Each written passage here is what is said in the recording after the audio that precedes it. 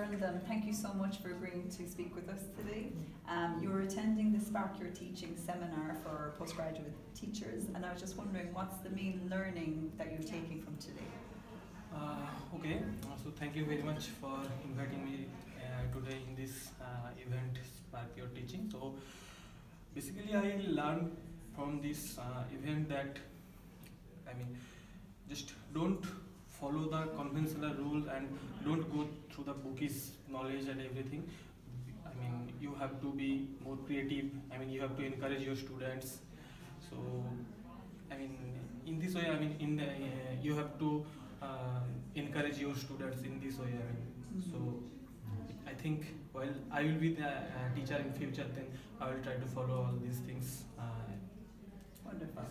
So encouraging your students, not just following the content of the book, being creative. They're all good, really interesting kind of suggestions.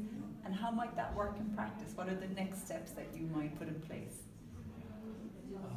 What are the... Okay, actually while I was student, that time maybe I seriously don't like few topics.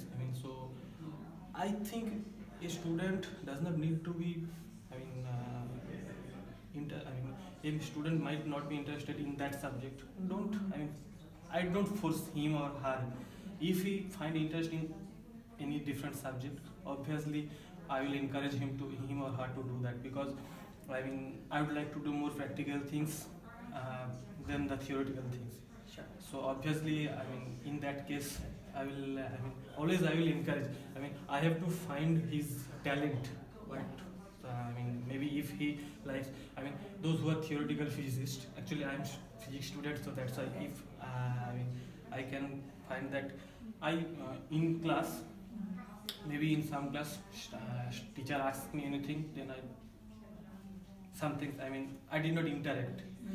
So in that case, but in practical, I'm too much active, and that time even I can try to help any other if possible. So in that way, I will do so many things. Support, mental support. Understanding your own learning background and journey, it gives you a really keen insight into how to help the students. That's really good. Thank you so much for sharing. Thank you.